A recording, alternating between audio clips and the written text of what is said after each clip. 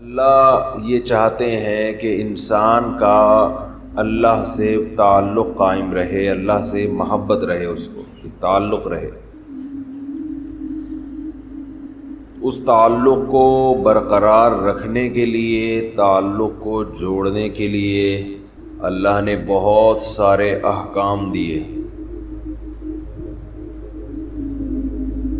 انسان جب ایک کام روٹین سے کرتا ہے تو وہ کرتے کرتے اس کا عادی ہو جاتا ہے، پھر وہ بھول جاتا ہے کہ میں یہ کام کر کیوں رہا تھا، اس کا مقصد کیا تھا۔ تو اس کی روٹین پھر تھوڑی سی چینج کروائی جاتی ہے۔ جب روٹین چینج ہوتی ہے اسے یہ احساس ہوتا ہے پہلے مجھے یہ حکم تھا، اب مجھے یہ حکم ہے۔ مثال کے طور پر ہمیں حکم ہے کہ ہم ذکر آہستہ آواز سے کریں۔ اسلام میں ذکر بالجہر کو، اونچی آواز سے ذکر کو پسند نہیں کیا گیا۔ صحابہ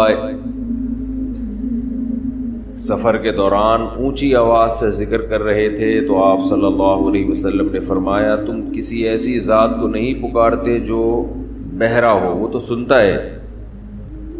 لیکن ہم دیکھتے ہیں کہ بقرعید کے دنوں میں، ایام تشریق میں نمازوں کے بعد بلند آواز سے تکبیر کہلوائی جاتی ہے۔ اللہ اکبر، اللہ اکبر، لا الہ الا اللہ، اللہ اکبر وللہ الحمد۔ یہ روٹین سے ہٹ کے،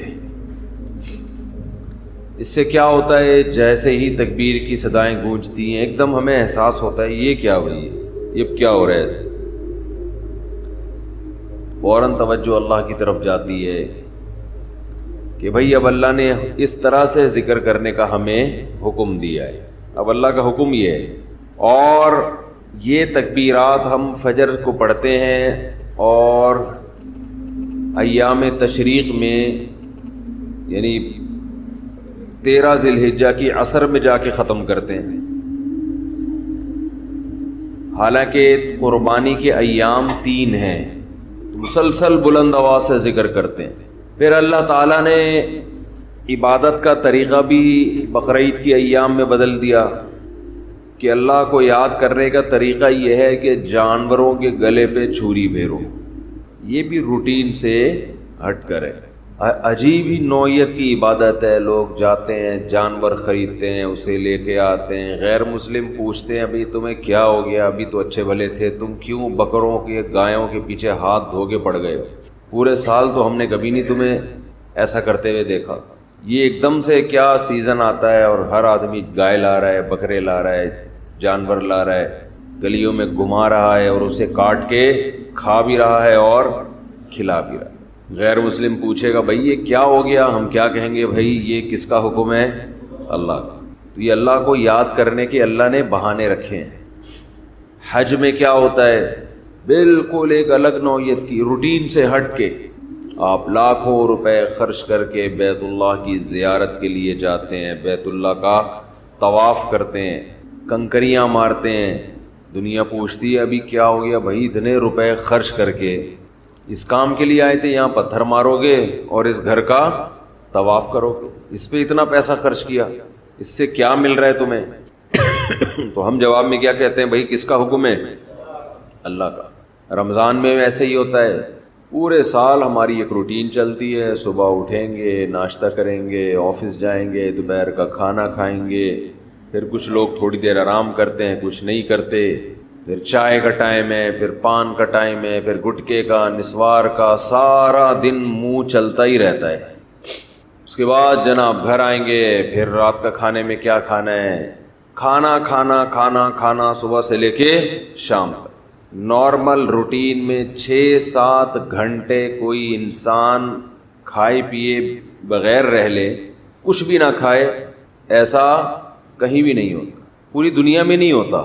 کچھ نہ کچھ تو انسان چکھ ہی لیتا ہے۔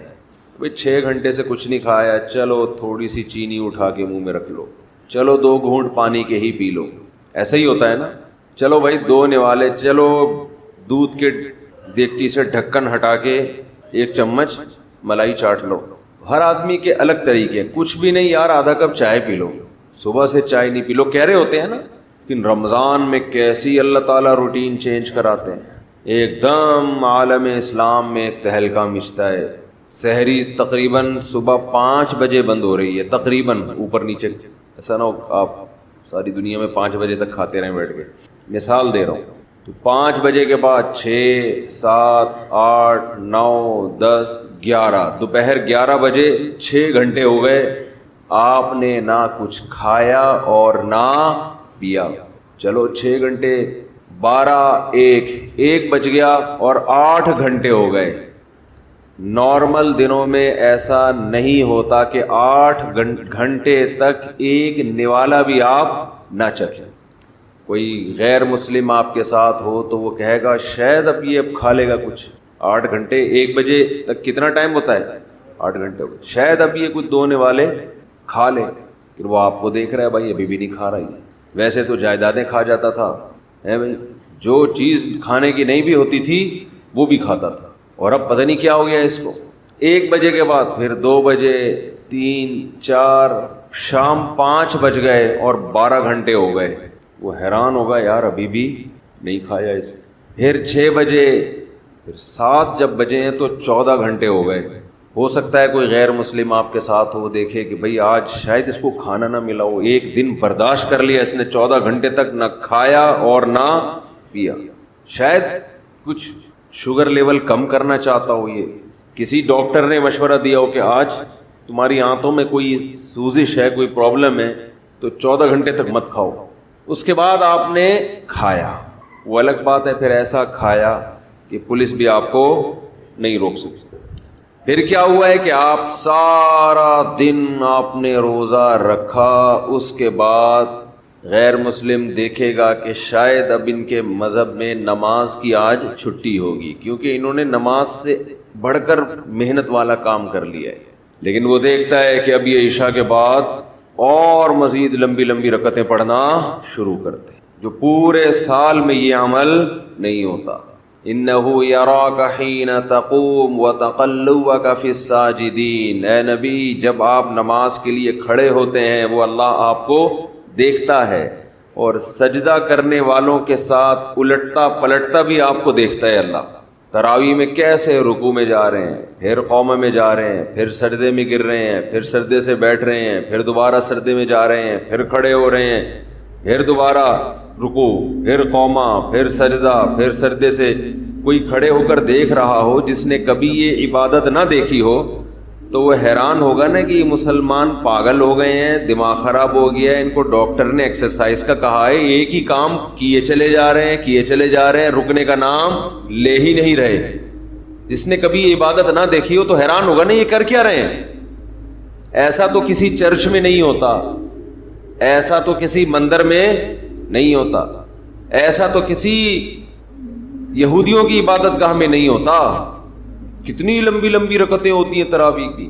تو کوئی غیر مسلم دیکھ رہا ہو کہ آج انہوں نے یہ کام کیا 14 گھنٹے, شاید کسی ڈاکٹر نے مشورہ دیا ہو, پھر دیکھتے ہیں اگلے دن پھر اٹھے یہ اسی ٹائم پہ, ہے بھائی, پھر 4:45 5 بجے تک کھایا, اس کے بعد پھر کھانے پینے سے رک گئے. اب پھر 6 گھنٹے ہو گئے کچھ نہیں کھا رہے, 7 گھنٹے ہو گئے, اس نے سوچا 8ویں پہ شاید کھا دیں, 9 گھنٹے ہو گئے, 10 گھنٹے ہو گئے, 11 گھنٹے ہو گئے, 12 گھنٹے ہو گئے, 13 گھنٹے ہو گئے, 14 گھنٹے کے بعد جا کے پھر کھایا. تو وہ کہے گا یہ باولے ہو گئے ہیں, یہی کہے گا نا, ان کا دماغ کیا ہو گیا ہے یار. ایک دن ڈاکٹر مشورہ دیتا ہے, 2 دن دیتا ہے, پھر وہی تراویح, وہی مریخ سے آیا ہوا تھا نا کوئی جس کو پتہ نہیں تھا رمضان کا, اگلے دن دیکھا پھر وہی. ویسے تو بڑے بدماش ہیں یہ, ایک نہیں مانتے خدا کی, لیکن اب انہیں پتہ نہیں کیا ہو گیا ہے. پھر تیسرے دن, پھر چوتھے دن, پھر 5ویں دن بھی وہی روٹین, 6ٹھے دن بھی وہی روٹین. اس نے کہا اب یہ نارمل روٹین پہ آئیں گے, کل سے ان کا ناشتہ شروع. تو 2 دن نہیں, 3 دن نہیں, 4 دن نہیں, 5 دن, 6 دن, 7ویں دن بھی ویسے ہی, 8ویں دن بھی ویسے ہی, 9ویں دن بھی, 10, 11, 12, 13, 14, 15, 16, بالآخر جا کے 29 یا 30 دن تک یہی کرتے رہتے ہیں. 30 دن کے بعد جا کے اللہ ان کو سہولت دیتا ہے, بھائی اپنی پرانی روٹین پہ واپس آ جاؤ. یہ بھی کیا ہے، اللہ اپنے بندوں کو اپنا آپ یاد دلاتا رہتا ہے۔ کوئی ہم سے پوچھے گا تمہیں کیا ہو گیا، اچھے بھلے تم صبح سو کے اٹھتے تھے، ناشتہ کرتے تھے، کوئی صبح صبح نسوار لگا رہا ہے، کوئی صبح صبح پان کی طرف جا رہا ہے، کوئی گٹکے کی طرف جا رہا ہے، کوئی چائے پی رہا ہے، یہ کیا ہو گیا تمہیں؟ تو ہم جواب میں کیا کہتے ہیں؟ بھائی یہ کیوں کر رہے ہیں ہم، کس کا حکم ہے؟ اللہ کا حکم۔ تو اللہ اپنے آپ کو یاد رکھوانے کے لیے ہم سے یہ کام کرواتا ہے۔ سمجھ میں آ رہی ہے بات کہ نہیں آ رہی ہے؟ اللہ چاہتا ہے کہ میں یاد رہوں تمہیں۔ آپ کہہ سکتے ہیں کہ بھئی ہم نماز پڑھتے تھے پورے سال تو اللہ کو یاد رکھتے تھے نا، فجر بھی پڑھ رہے ہیں، ظہر بھی پڑھ رہے ہیں، عصر بھی، تو بس کافی ہے نا۔ کافی اس لیے نہیں ہے کہ یہ چیز نمازی کے لیے ایک روٹین کی چیز بن جاتی ہے، یہ عادت پڑ جاتی ہے، وہ بھول جاتا ہے۔ وہ سمجھتا ہے کہ جیسے بچے اسکول جاتے ہیں نا، تو بچوں کو تھوڑی پتہ ہوتا ہے میں نے اسکول اس لیے جا رہا ہوں کہ میں سائنسدان بنوں گا، میں ڈاکٹر بنوں گا، میں انجینئر بنوں گا، میں پائلٹ بنوں گا۔ بچے اس کے لیے جا رہے ہوتے ہیں، ایک روٹین، ایک عادت پڑ چکی ہے۔ وہ کہتے ہیں زندگی میں ہم پیدا ہی اس لیے ہوئے ہیں کہ رات کو ہم نے جلدی سونا ہے، صبح اٹھنا ہے، ہماری امی نے ہمیں ناشتہ کرا کے دھکا دے کے وین میں بٹھا دینا، پھر وین جائے گی، پھر وہاں ہم اتریں گے، ٹیچر ہمیں پڑھائیں گے، پھر چھٹی ہوگی، پھر وہاں سے گھر آئیں گے، بس۔ تو وہ روٹین کی چیز بن جاتی ہے۔ تو اللہ تعالیٰ اپنے بندوں کو اپنا آپ یعنی اللہ یاد دلانے کے لیے عبادت کی روٹین میں چینجنگ لاتے رہتے ہیں۔ اور دیکھیں کیا کرتے ہیں اللہ تعالیٰ، نماز قضا کرنا اسلام میں سب سے بڑا جرم، اس سے بڑا جرم اسلام میں نہیں ہے۔ حج میں اللہ نے کہہ دیا کہ جب میدان عرفات میں وقوف عرفہ کرو تو مغرب پڑھنے کی اجازت نہیں ہے، قضا کرو مغرب۔ کوئی غیر مسلم کسی نمازی کے ساتھ رہا ہو اور اس نے دیکھا ہو کہ یار یہ کبھی نہیں دیکھا اس کو میں نے زندگی میں نماز چھوڑتے ہوئے۔ جو نمازی لوگ ہیں اگر کوئی ان کو 1 کروڑ کی آفر کرے کہ تو مجھ سے 1 کروڑ لے لے، آج مغرب کی نماز چھوڑ دے، وہ چھوڑے گا؟ کبھی بھی نہیں چھوڑے گا۔ نمازی ہوگا تو نہیں چھوڑے گا، وہ کہے گا 1 کروڑ یا 1 ارب میرے لیے کیا یہ برابر۔ لیکن وہ دیکھ رہا ہے غیر مسلم کہ یار یہ حج کرنے گیا ہے وہاں اللہ کو راضی کرنے، لاکھوں روپے خرچ کر کے، اور عرفات میں مغرب اس نے پی گیا، یہ مغرب پی گیا، یہ ہے بھائی پڑھ ہی نہیں رہا۔ اس سے پوچھو کیوں نہیں پڑھ رہا؟ بھائی مزدلفہ میں جا کے عشاء کی نماز جب ہوگی تو اس کے ساتھ پڑھوں گا۔ بھائی تو کروڑوں روپے کی تجھے آفر کی تھی اور تو پھر بھی نہیں، تو نے چھوڑے تھا، تو اب کیوں چھوڑ دیا؟ اب تو یہاں آیا ہی خدا کی عبادت کے لیے، تو اب تو تجھے اور خشوع و خضوع سے پڑھنی چاہیے۔ جواب میں آپ کیا کہیں گے؟ بھائی اللہ کا حکم ہے۔ تو یہاں بھی اللہ اپنے آپ کو یاد کروانے کے لیے ہم سے مغرب کی نماز قضا کروا رہا ہے، تاکہ احساس رہے ہم پڑھتے جب تھے نا تو روٹین کی وجہ سے نہیں، اللہ کی وجہ سے پڑھتے تھے۔ لہذا جب وہ کہے گا نہیں پڑھو، چھوڑیں گے ہم، پھر سمجھتے ہو کہ نہیں سمجھتے؟ نہیں سمجھتے نا، مسئلہ سارا یہی ہے۔ اگر سمجھتے ہوتے تو پہلے سے سمجھ کے بیٹھے ہوئے ہوتے۔ ہم یہ سمجھتے ہیں کہ یہ کلچر کا حصہ ہے، یہ رمضان اور بقرعید اور نہانا دھونا جمعے کے دن، یہ کلچر کا حصہ ہے۔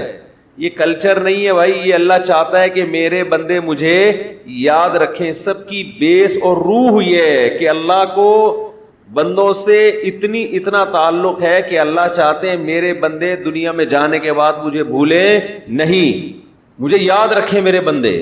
تو ہر وہ چیز جو آپ کو اللہ یاد کرواتی رہے گی، اللہ کی نظر میں اس چیز کی ویلیو سب سے زیادہ ہے۔ کون سی چیز ہے جو آپ کو سب سے زیادہ اللہ یاد دلاتی ہے؟ وہ عبادت ہے دعا۔ سمجھتے ہیں کہ نہیں سمجھتے؟ آج دعاؤں میں زیادہ زور نہیں ہے، یہ بڑا مسئلہ ہے۔ بھائی کچھ نہ کچھ وقت نکال کے ہاتھ اٹھا کے اللہ کے سامنے گڑ گڑایا کریں۔ آج ہم لوگوں نے دعائیں مانگنا چھوڑ دی۔ جب انسان اللہ کے سامنے دعا مانگتا ہے وہ اللہ سے باتیں کرتا ہے، اگر توجہ سے دعا مانگے۔ دعا ایسی چیز ہے کہ یہ اللہ اور بندے کا جتنا مضبوط کنیکشن بناتی ہے، اتنا کنیکشن دنیا کی کوئی اور عبادت نہیں بناتی۔ ہمیں شیطان ورغلاتا ہے کہ اس سے مل کیا رہا ہے تمہیں، نظر تو کچھ بھی نہیں آتا، ملتا تو کچھ بھی نہیں ہے۔ یہ شیطان کا بہت بڑا دھوکہ ہے، وہ بندے اور اللہ کے تعلق کو مضبوط نہیں ہونے دیتا۔ حضرت عمر رضی اللہ تعالی عنہ فرمایا کرتے تھے کہ مجھے اس کی زیادہ فکر نہیں ہوتی کہ میری دعائیں قبول ہو رہی ہیں کہ نہیں ہو رہی، مجھے زیادہ فکر اس کی ہوتی ہے کہ دعائیں مانگنے کی توفیق مل رہی ہے کہ نہیں مل رہی۔ دعائیں مانگنے کی توفیق مل رہی ہے، اس کا مطلب قبول ہو رہی ہیں۔ فوکس تو اس کو کرو کہ دعا مانگ رہے ہیں کہ نہیں مانگ رہے۔ یہ کیسے ہو سکتا ہے کہ اس احکم الحاکمین کے سامنے ہاتھ اٹھاتے ہوں اور وہ خالی ہاتھ واپس کرتا ہو؟ تو آج دعاؤں میں جان ختم ہو گئی، دعائیں مانگنا چھوڑ دی۔ یہ جو میں نے قرآن کی آیت پڑھی ہے، رمضان اور دعا کا آپس میں بہت گہرا تعلق ہے، بہت گہرا۔ جب انسان اللہ کے لیے کوئی عبادت کرتا ہے، کوئی قربانی دیتا ہے، اللہ کا نام قرآن میں ہے شکور، قدردان۔ شکور کسے کہتے ہیں؟ قدردان۔ آپ تھوڑا کرو، وہ اس کی قدر بہت زیادہ کرے۔ کچھ لوگ ناقدرے ہوتے ہیں نا، آپ کچھ بھی کر لیں ان کے لیے کہتے ہیں نا ناقدرہ ہے، میری بات کو ویلیو ہی نہیں دیتا، میرے احسان کو ویلیو ہی نہیں دیتا۔ اس لیے علماء کہتے ہیں کہ افطار کے وقت دعا کرنی چاہیے، کیوں؟ آپ نے سارا دن اللہ کے لیے ایک قربانی دی ہے، یہ بڑی بات ہے۔ آپ کی نظر میں شاید اس کی ویلیو نہ ہو، اللہ کی نظر میں اس کی بڑی ویلیو ہے کہ میرا بندہ نے مجھے دیکھا نہیں ہے اور اس نے سارا دن میرے لیے کھانا پینا چھوڑ دیا۔ کیا کر رہے ہیں؟ ہاں یہ مکھی تنگ کر رہی ہے، لیکن اتنا ایسے نہ پکڑیں کہ مکھی سے زیادہ آپ تنگ کرنا شروع کر دیں، بس بھاگ گئی، نام ہی کافی ہے۔ تو کیا بات چل رہی تھی یار؟ دعا کی تو چل رہی تھی، یہ یہاں ہاں افطار کی بات کر رہا تھا۔ تو ہم اس کو شاید ہلکا سمجھتے ہوں، لیکن اللہ کی نظر میں یہ ہلکا عمل نہیں ہے۔ اللہ کہتے ہیں مجھ پر ایمان رکھتے ہیں، مجھے مانتے ہیں۔ اگر اللہ کو نہ مانتے ہوتے تو کوئی کسی کے کہنے پر کھانا پینا، آج کل تو لوگ ڈاکٹروں کے کہنے پہ نہیں چھوڑ رہے۔ ڈاکٹر کہتا ہے کہ آپ کو نقصان دے گا کھانا پینا، آپ ڈائٹنگ کرو، مت کھاؤ، پھر بھی کھا رہے ہیں لوگ کہ مر جائیں لیکن کھانا نہ چھوڑیں۔ کتنی بڑی اللہ کی رحمت ہے، اللہ تعالیٰ پورے رمضان میں ہم سے کھانا پینا چھڑوا دیتے ہیں، توفیق دے دیتے ہیں۔ تو میرے اور آپ کے دل میں شاید قدر نہ ہو، لیکن اللہ تو قدردان ہے، وہ اس عمل کی بہت زیادہ قدر کرتا ہے۔ اس لیے کہتے ہیں کہ افطار کے وقت دعائیں قبول ہوتی ہیں، تضرع کا وقت ہے، عاجزی کا وقت ہے، تو دعائیں خوب کثرت سے کیا کریں۔ دعاؤں میں عاجزی، گڑ گڑانا، لجاجت کرنا۔ نبی صلی اللہ علیہ وسلم نے فرمایا دعا رو کے مانگو، اور رونا نہ آئے تو رونے جیسی صورت بنا لو، صورت بنا لو رونے جیسی۔ ہمارے نبی نے ہمیں، کیونکہ اللہ کے سفیر ہیں نا، اللہ کا پیغام لے کر آئے، تو ہر چیز میں ہمیں گائیڈ کر دیا ہے۔ غیر مسلم کے پاس نہ مانگنے کا طریقہ ہے، کس سے مانگنا ہے یہ بھی نہیں پتا، کیا مانگنا ہے یہ بھی نہیں پتا، کبھی ادھر جا کے مانگ رہا ہے، کبھی ادھر جا کے مانگ رہا ہے، یہ بھی نہیں پتا مانگنا کس سے، کیسے مانگنا ہے، کوئی یوں مانگ رہا ہے، کوئی کسی اور اسٹائل سے مانگ رہا ہے، یہ بھی نہیں پتا، کون سے ٹائم پہ مانگنا ہے جس میں قبولیت کا امکان زیادہ ہے یہ بھی نہیں پتا۔ تو اللہ کے حبیب صلی اللہ علیہ وسلم نے ہمیں یہ بھی بتایا مانگنا کیا ہے، یہ بھی بتایا کس ٹائم پہ مانگنے کی فضیلت زیادہ ہے، اور یہ بھی بتایا مانگنا کیسے ہے، دل کی کیفیت کیا ہونی چاہیے، ظاہر کی کیفیت کیا ہونی چاہیے۔ تو سب سے زیادہ دیکھو، اللہ سے محبت ایک دفعہ دل میں تھوڑی سی چنگاری پیدا ہو گئی نا، تھوڑا سا تعلق اللہ سے کنیکشن بحال ہو گیا، اس کا دنیا میں سب سے پہلا فائدہ ملتا ہے سکون۔ اس کا جو دنیا میں سب سے فوراً کیش فائدہ ملتا ہے نا، کیش، وہ کیا ملتا ہے؟ سکون۔ آدمی اپنے آپ کو محفوظ سمجھنا شروع کر دیتا ہے کہ یار میں نے اپنے آپ کو کس کے حوالے کر دیا؟ اللہ کا۔ سب سے پہلا فائدہ یہ کہ بالکل ایسے جیسے ڈاکوؤں کا خطرہ ہو چاروں طرف سے، اور آپ نے دیکھا جی پولیس کی 3-4 موبائلیں ہمارے گھر کے قریب آ کے کھڑی ہو گئیں، آدمی لوگ سکون میں آ جاتے ہیں، یار کم از کم یہاں پر موبائل اسنیچنگ نہیں ہوگی، سکون سے سو جاؤ۔ تو جب انسان اللہ سے مانگتا ہے اور اپنے آپ کو اللہ کے حوالے کرتا ہے، اور اللہ تعالیٰ نے مانگنے میں کوئی شرطیں نہیں لگائیں، یہ بڑی زبردست بات ہے کوئی شرطیں نا کہ یہ والے قوائف پورے کرو گے تو پھر مجھ سے مانگو، ورنہ تمہیں مانگنے کی اجازت نہیں ہے۔ کوئی چرسی ہے تو جب تک چرس نہیں چھوڑے گا مجھ سے مانگ نہیں سکتا، کوئی بے نمازی ہے تو جب تک نمازی نہیں بنے گا مجھ سے مانگ نہیں سکتا۔ اللہ کہتے ہیں مجھ سے یہی مانگ لو، یہی مانگ لو، اللہ میں بے نمازی ہوں، مجھے کیا بنا دے؟ نمازی بنا دے۔ جو چیز نہیں ہے وہی مانگو اللہ تعالیٰ سے۔ وقال ربکم ادعونی استجب لکم، قرآن کہتا ہے، تمہارا رب کہتا ہے مجھ سے مانگو، میں تمہاری پکار کو قبول کروں گا۔ اور کمال کی بات یہ ہے، پہلے مجھے اس آیت کی تفسیر سمجھ میں نہیں آتی تھی۔ اللہ کہتے ہیں مانگو میں تمہیں دوں گا، نہیں مانگو گے ایسے متکبرین کے لیے میں نے جہنم کی آگ رکھی ہے بھائی، یہ سمجھ سے بالاتر۔ میں آپ سے کہہ رہا ہوں مجھ سے قرضہ مانگو، آپ کہتے ہیں شکریہ جی آپ نے آفر کی، ضرورت ہوئی تو مانگیں گے، نہیں تو ٹھیک ہے جی بہت شکریہ۔ میں کہہ رہا ہوں اگر نہیں آئے نا مانگنے کے لیے، پھر دیکھو میں گھنڈے بھیجوں گا، کٹ لگواؤں گا۔ آپ کہو گے یہ کون سا طریقہ ہے بھائی، یہ مجھ پر احسان کر رہے ہو یا گن پوائنٹ یہ زبردستی کروا رہے ہو کام؟ سمجھ میں آ رہی ہے بات کہ نہیں آ رہی ہے؟ آپ کہو گے یہ کون سا احسان کا طریقہ ہے؟ میں آپ سے کہہ رہا ہوں کہ آپ میری دعوت پہ آئیے گا، مجھے بڑی خوشی ہوگی، آپ کہیں گے تھینک یو، بہت شکریہ آپ نے یاد کیا۔ پھر میں کہتا ہوں اگر نہیں آئے نا گنڈے بھیج کے میں کٹواؤں گا۔ آپ کہو گے یہ زیادہ ہو گئی ہے، یہ کیا ہو گئی ہے؟ یہ دعوت نہیں ہے، یہ تو ایک طرح کا جرمانہ ہے میرے اوپر لگا دیا تم نے۔ میں آپ سے کہتا ہوں بھائی میں علاقے کا ناظم ہوں، میں علاقے میں یہ تھانے کا میں ڈی ایس پی ہوں، کوئی مسئلہ ہو میرے پاس آنا۔ آپ کہیں گے سر آپ کا بہت شکریہ، آپ کا ٹرانسفر ہوتے ہی آپ نے سب سے پہلے مجھے یاد کیا، کوئی بھی ضرورت ہوگی آپ کو بتاؤں گا۔ آگے سے تڑی لگا دی، اگر تمہیں کوئی ضرورت پڑی اور نہیں بتایا نا ہے بھائی، سب سے پہلے لاکر میں تمہیں ڈالوں گا۔ تو آپ کہیں گے سر یہ آپ مجھے عزت دے رہے ہیں، یہ میری توہین کر رہے ہیں، تعجب کی بات ہوگی کہ نہیں ہوگی؟ تو اللہ تعالیٰ تو یہی انداز اختیار کر رہے ہیں کہ مجھ سے مانگو میں تمہیں دوں گا۔ ان الذین یستکبرون عن عبادتی سیدخلون جہنم داخرین، نہیں مانگا تو ایسے لوگ ذلیل ہو کر جہنم میں داخل ہوں گے۔ یہ کچھ بات سمجھ میں آ رہی ہے بھائی؟ یہ تو عجیب سی بات ہے نا کہ مانگو، نہیں مانگا تو میں نہیں چھوڑوں گا تمہیں۔ اصل بات یہ ہے کہ علاقے میں ایس ایچ او آیا، کوئی محلے کا دادا آیا، وہ آپ سے کہتا ہے کوئی پرابلم ہو بتانا، آپ کہتے ہیں بڑی نوازش آپ کی، پھر بھی آپ اس کو پرابلم نہیں بتاتے، وہ غصہ نہیں آتا، اس کو غصہ نہیں آتا، اس لیے کہ وہ مخلوق ہے، وہ عاجز ہے۔ اسے پتہ ہے کہ بعض دفعہ بندے کو کام پڑتا ہی نہیں ہے، بعض دفعہ پڑتا ہے تو اس کے کوئی دوسرے تعلقات ہوتے ہیں، بعض دفعہ کام پڑتا ہے لیکن وہ چاہتا ہی نہیں ہے کہ کام ہو، ایسا ہی رہے معاملہ۔ لیکن اللہ کے ہاں یہ تینوں آپشن آپ کے پاس نہیں ہیں۔ آپ یہ کہیں کہ اللہ تو نے مجھ سے کہا تھا کہ میں تجھ سے مانگوں، لیکن میری کوئی ایسی ضرورت ہی نہیں جو میں مانگوں تجھ سے، یہ کہہ سکتے ہو کیا ہے بھائی؟ اس کا مطلب تم اللہ سے مستغنی ہو گئے، اللہ کے دیے بغیر بھی تمہیں دائیں بائیں سے تمہارے کھانچے کھلے ہوئے، جو اگر کھلے ہوئے ہیں تو وہ کھانچے کس کے اختیار میں ہیں؟ وہ تو اللہ کے ہاتھ میں۔ آپ یہ بھی کہہ سکتے ہو کہ مجھے اس لیے مانگنے کی ضرورت نہیں کہ میرے تو سارے مسائل حل ہو رہے ہیں، میں صبح میری جاب لگی ہوئی ہے، میری تنخواہ ہے، ملٹی نیشنل کمپنی میں اچھی سیٹ پر بیٹھا ہوا ہوں میں، میری سیلری گھر آ جاتی ہے، مہنگائی بھی نہیں ہے، پیٹرول بھی نئی حکومت نے سستا کر دیا ہے وغیرہ وغیرہ، تو اب تو کوئی مسئلہ ہی نہیں ہے۔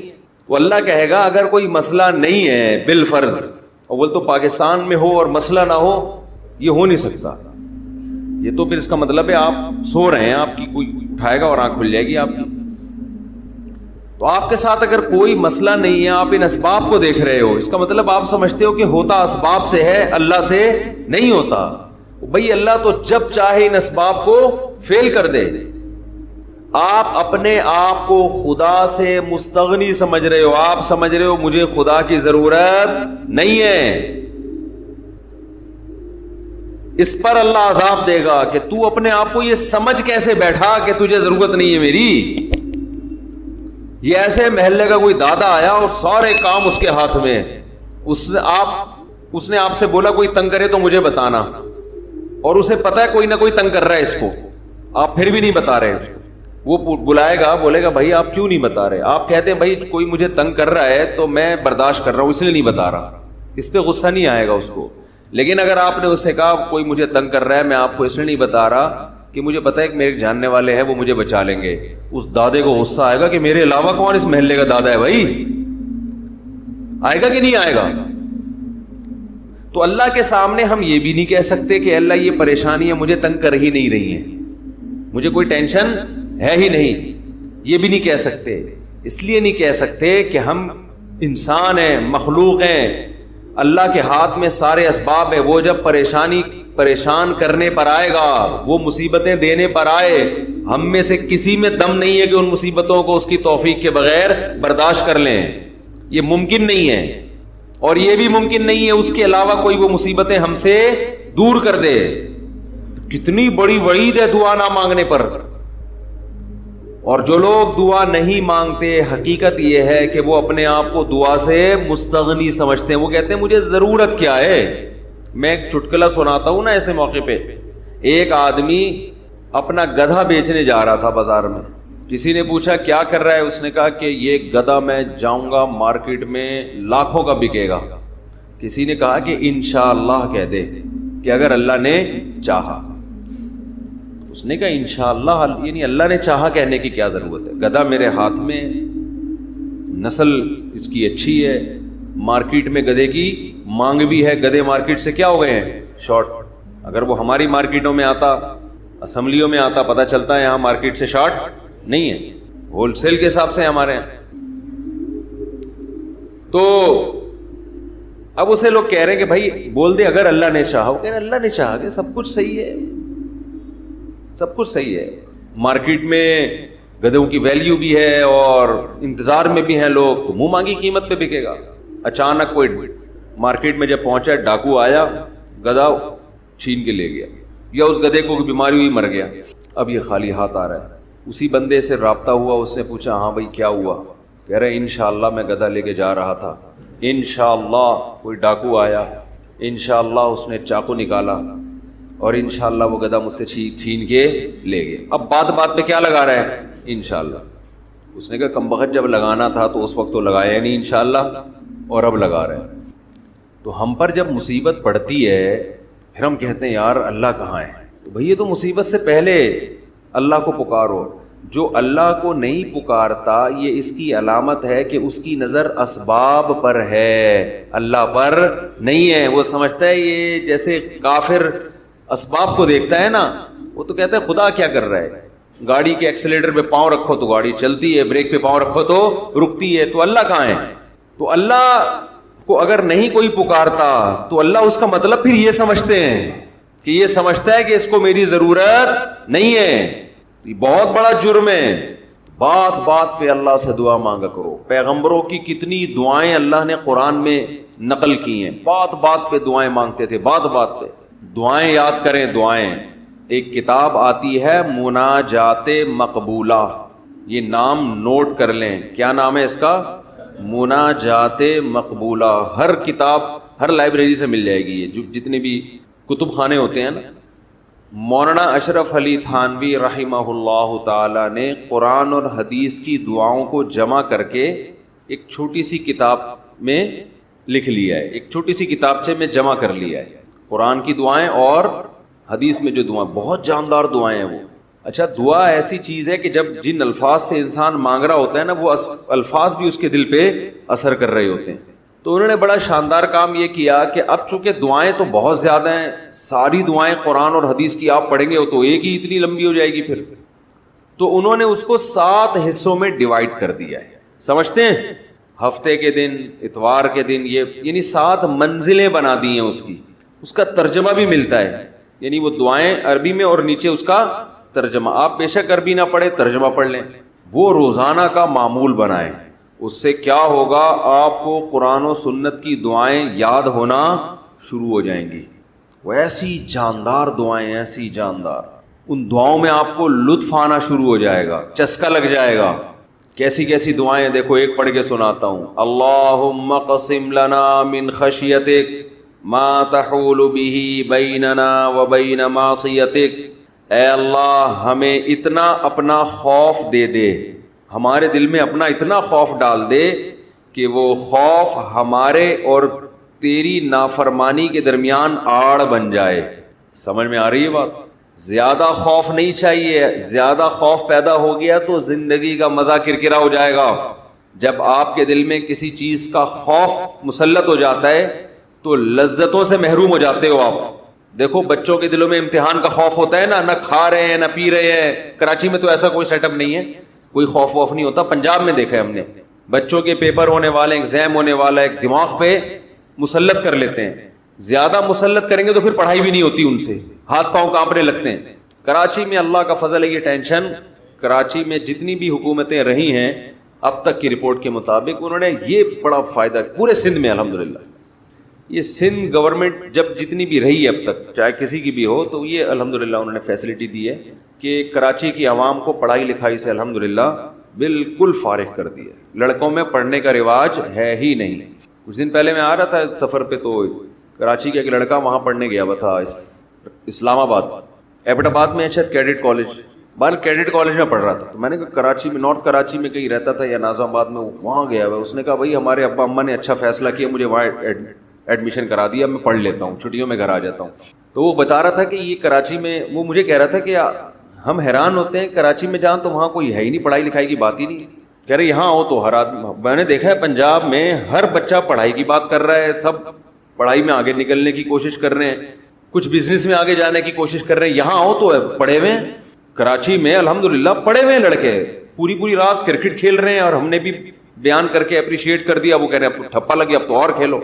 ہم نے تو اس لیے خوشی کا اظہار کیا تھا کہ چلو روزہ تو رکھ رہے ہیں نا, یہ مطلب تھوڑی تھا کہ کچھ بھی نہیں کرو.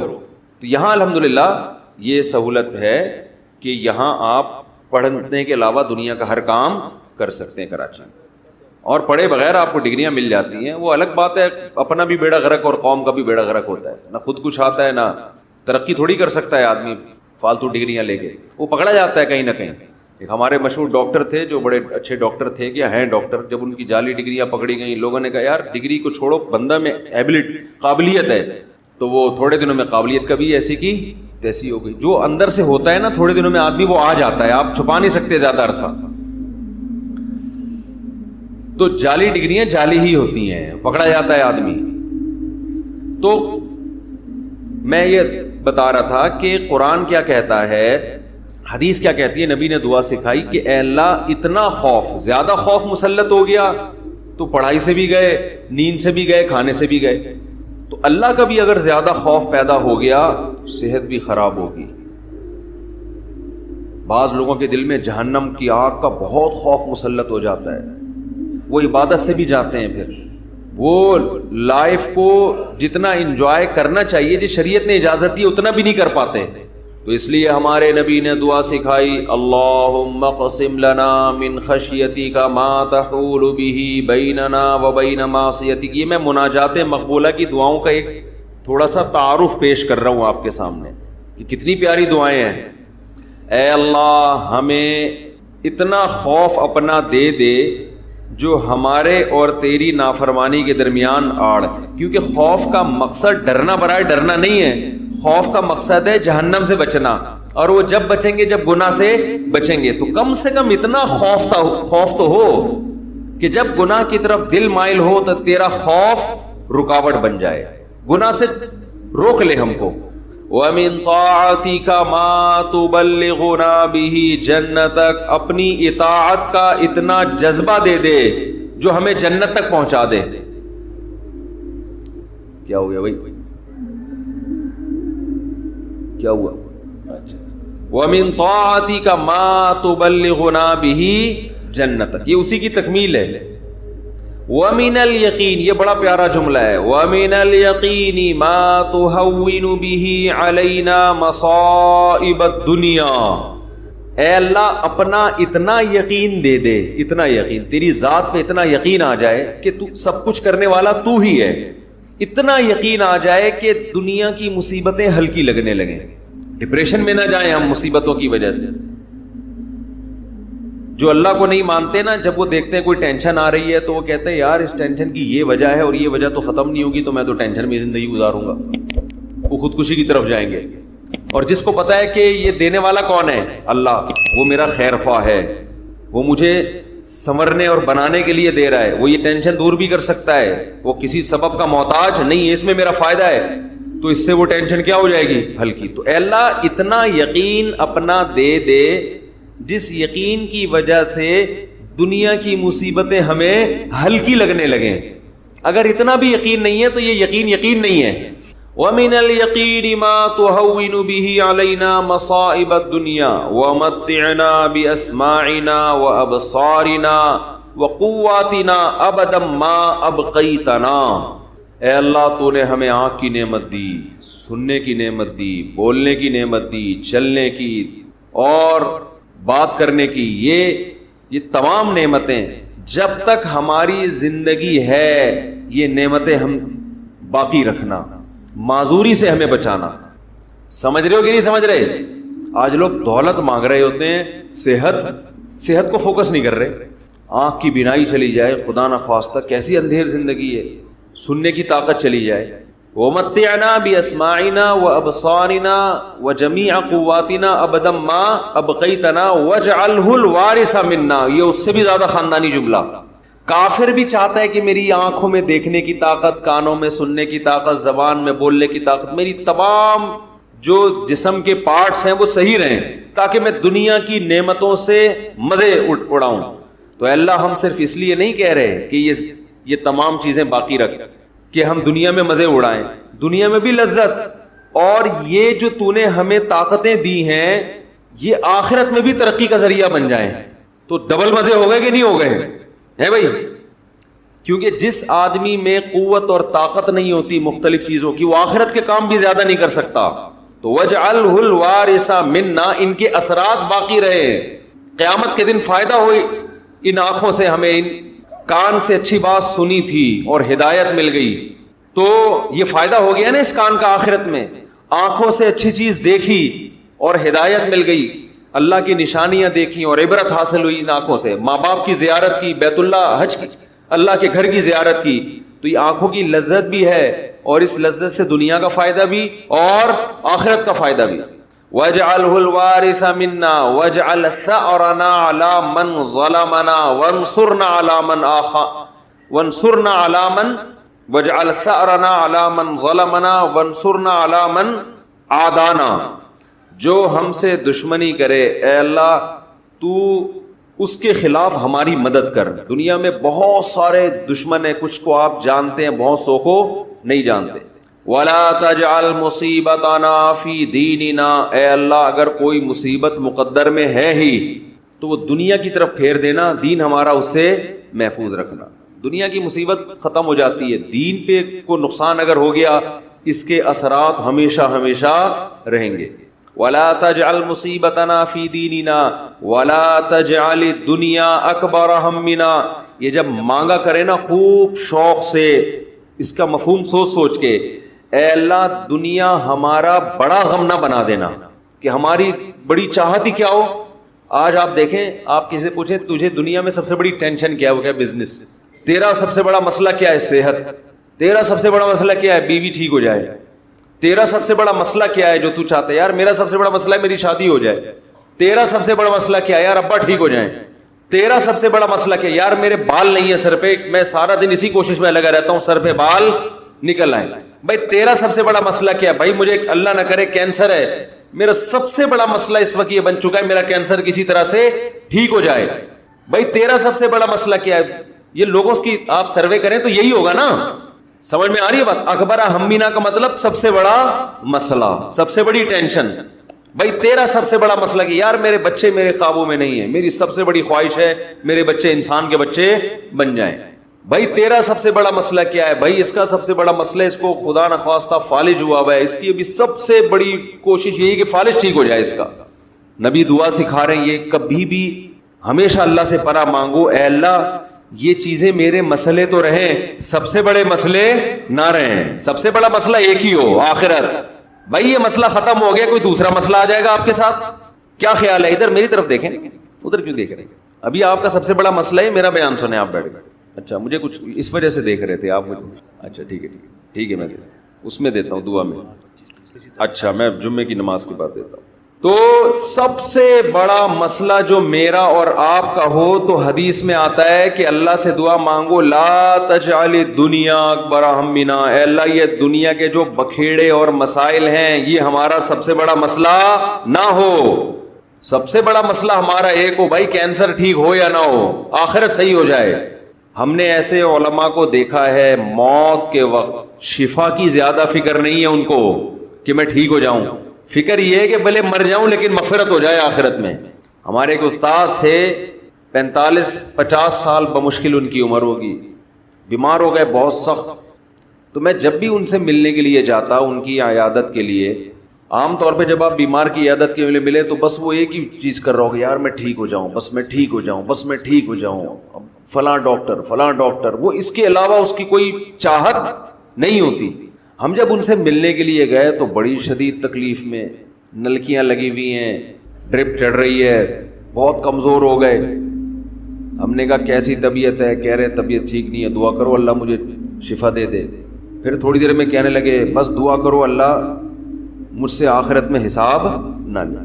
ہر تھوڑی دیر کے بعد بھائی اگر میری زندگی ختم ہو رہی ہے تو بس دعا کرو اللہ مجھ سے آخرت میں حساب نہ لے. دنیا دار آدمی کہتا ہے بس ختم ہو رہی ہے تو نہیں ختم نہیں ہو، بس یہ دعا کرو، یہ میں مرنا نہیں چاہتا بھائی میں کسی بھی قیمت پہ. وہ اللہ سے مانگ بھی رہے کہ شفا، ہم اللہ کے بندے ہیں، ہم نے اللہ کے سامنے یہ تھوڑی کہنا کہ اللہ تیری مرضی ٹھیک کرتا ہے تو کر دے، نہیں تو نہیں، یہ نہیں، ہم نے تو دعا تو یہی مانگنی ہے اللہ ہم کمزور ہیں ٹھیک کر دے. بڑا مسئلہ اس سے بھی بڑا ہے. وہ کیا ہے؟ آخرت. کمپیئر ہے، کمپیریٹیو ڈگری ہے. اگر کوئی مسئلہ آپ کا سب سے بڑا ہے تو آخرت اس سے بھی بڑا مسئلہ ہونا چاہیے. اگر آپ کا مسئلہ آپ کی بیگم ہے تو آخرت اس سے بھی بڑا مسئلہ ہونا چاہیے. اکبر ہمنا، سب سے بڑا مسئلہ میرا اور آپ کا کیا ہونا چاہیے؟ اللہ. اب یہ ہم کبھی بیان میں سن لیتے ہیں لیکن جب آپ پراپر یہ دعائیں مانگتے رہیں گے، اے اللہ میرا سب سے بڑا مسئلہ دنیا نہ ہو، تو دل پہ اثر ہوگا کہ نہیں ہوگا؟ اس کا استحضار ہوگا کہ نہیں ہوگا کہ میں تو اللہ سے بار بار یہی مانگتا ہوں کہ میرا سب سے بڑا مسئلہ دنیا نہ ہو، اور آج میں نے سب سے بڑا مسئلہ اس کو بنایا ہوا ہے. وَلَا تَجْعَلِ الدُّنْيَا أَكْبَرَ هَمِّنَا وَلَا مَبْلَغَ عِلْمِنَا، میری نالج کی انتہا بھی دنیا نہ ہو. آپ کی نالج گھوم پھر کے کس کی طرف آتی ہے؟ دنیا کی طرف. تو اس کا بھی وہی مفہوم ہے جو پہلے والے جملے کا مفہوم ہے. وَلَا مَبْلَغَ عِلْمِنَا وَلَا غَایَةَ رَغْبَتِنَا وَلَا تُسَلِّطْ عَلَيْنَا مَن لَّا يَرْحَمُنَا، اے اللہ کوئی ایسا شخص ہم پہ مسلط نہ کر جو ہم پہ رحم نہ کرے. ہر آدمی کے اوپر کوئی نہ کوئی ہوتا ہے.